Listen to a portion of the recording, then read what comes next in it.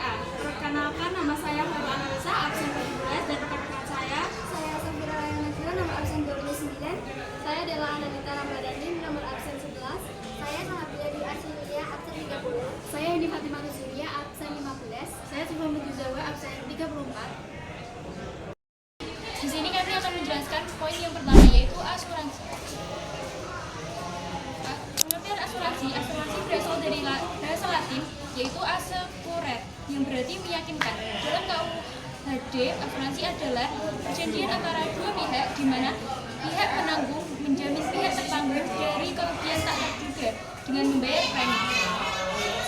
Hukum asuransi kontroversi di kalangan ulama.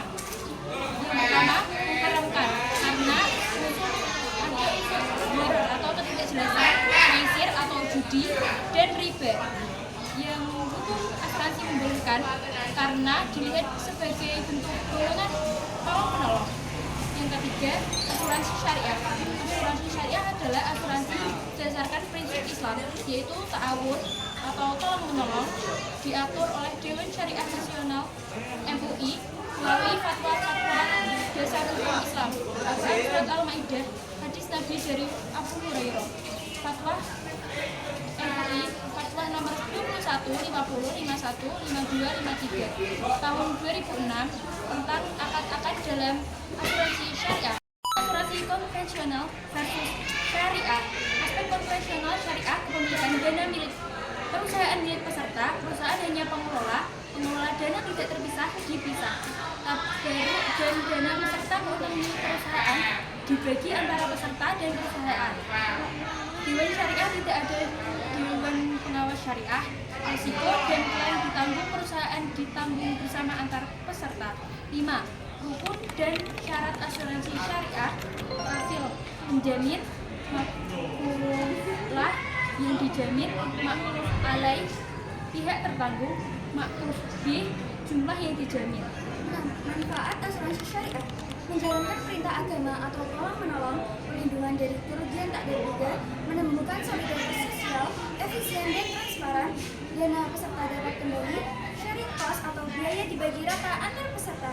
poin bank dan poin bank syariah. 1. Pengertian bank. Bank adalah lembaga yang menghimpun dan menyalurkan dana masyarakat berasal dari kata banko atau bangko.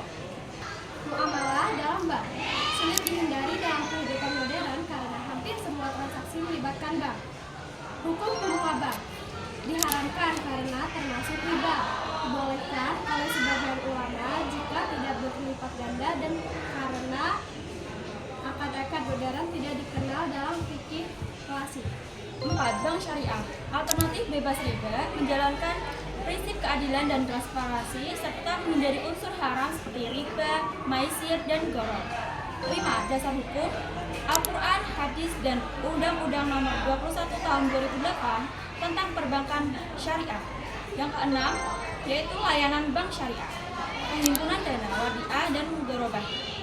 Terus penyaluran dana murabahah, salam, istisna, musyarakah, ijarah. Jasa keuangan, hawalah, kafalah, wakalah, dan arahnya. Di sini kami akan menjelaskan koperasi syariah.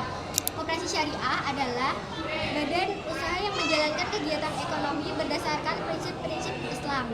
Contohnya, koperasi simpan pinjam, pembiayaan syariah atau SPPS, dan unit simpan pinjam dan pembiayaan syariah. Yang kedua ada dasar hukum koperasi syariah. Pertama ada Al-Quran dan hadis. Yang kedua ada Pancasila dan Undang-Undang Dasar 1945.